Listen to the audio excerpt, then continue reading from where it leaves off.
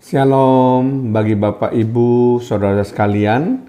Kita berjumpa lagi dalam acara Menerima hari ini.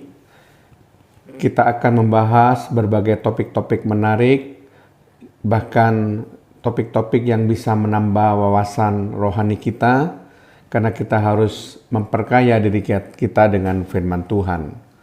Mari kita buka acara Menerima hari ini dengan doa.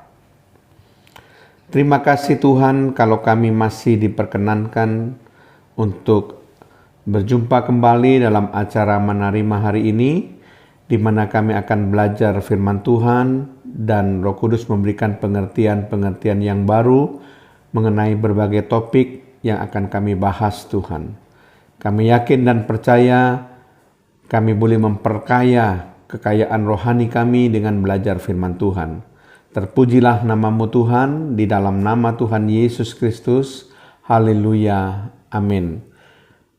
Shalom Bapak Ibu, Saudara sekalian. Kali ini saya akan membahas suatu topik tentang peran Roh Kudus dalam Perjanjian Lama, bagian pertama. Seringkali orang salah menafsir, menganggap bahwa Roh Kudus berperan hanya di dalam Perjanjian Baru ketika peristiwa pencurahan Roh Kudus ke atas 120 murid di loteng Yerusalem.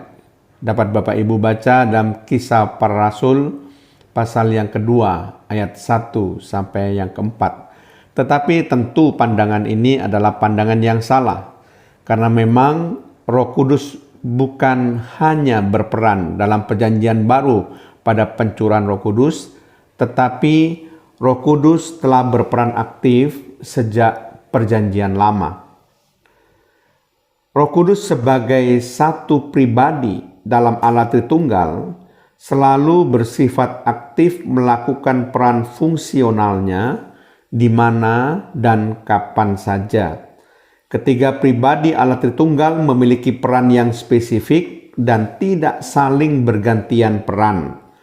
Misalnya saja, peran Bapa. Bapa melakukan perannya sebagai Bapa dan tidak pernah berubah sejak Perjanjian Lama sampai Perjanjian Baru, bahkan sampai selamanya. Begitu juga dengan peran dari Anak dan peran dari Roh Kudus. Jelaslah bahwa peran Roh Kudus sudah dimulai sejak Perjanjian Lama.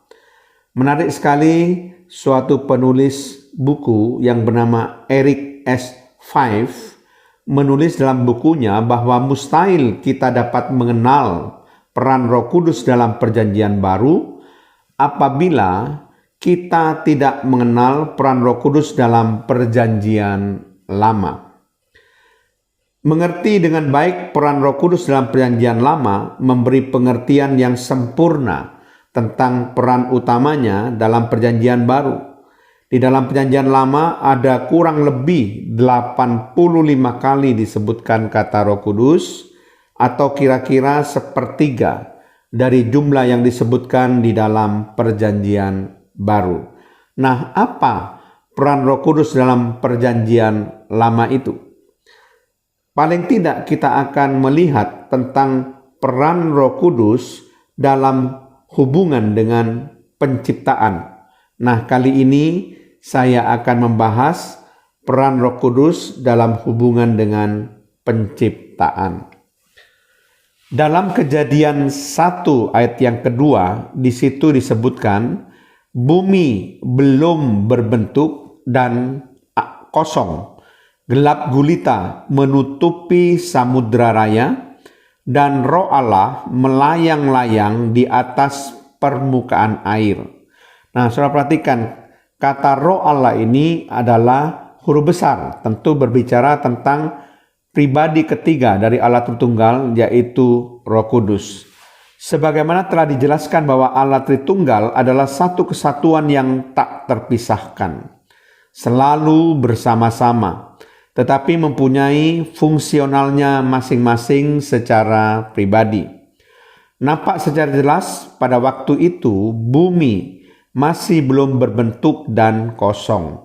Dan disebutkan bahwa Roh Allah melayang-layang, berarti menunjukkan adanya keterlibatan atau peran Roh Kudus dalam penciptaan bumi. Demikian juga ketika Allah menciptakan manusia, di situ juga ada keterlibatan daripada Roh Kudus. Di dalam Kejadian 1 ayat yang ke-26 dikatakan di situ, berfirmanlah Allah, baiklah kita menjadikan manusia menurut gambar dan rupa kita, supaya mereka berkuasa atas ikan-ikan di laut dan burung-burung di udara dan atas ternak dan atas seluruh bumi dan atas segala binatang melata yang merayap di bumi. Jelaslah ada kerjasama dari Allah Tritunggal dengan menyebutkan kata kita yang artinya jamak di dalam ayat yang sudah kita baca tadi. Kata Allah di sini dipakai kata dalam bahasa aslinya, bahasa Ibrani Elohim, juga dalam bentuk jamak, menunjukkan adanya keterlibatan langsung Allah Tritunggal, yaitu Allah Bapa, Allah Putra, dan Allah Roh Kudus dalam penciptaan manusia ini. Jadi jelas sekali Roh Kudus terlibat dalam penciptaan manusia, karena kita itu dalam bentuk jamak dan Allah juga Elohim juga dalam bentuk jamak.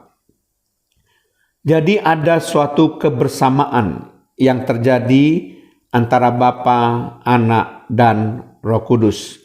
Begitu juga kalau saudara membaca di dalam Yehezkiel 37 ayat 1 sampai 14, di situ diceritakan tentang penglihatan tulang-tulang kering yang berbicara tentang kebangkitan Israel.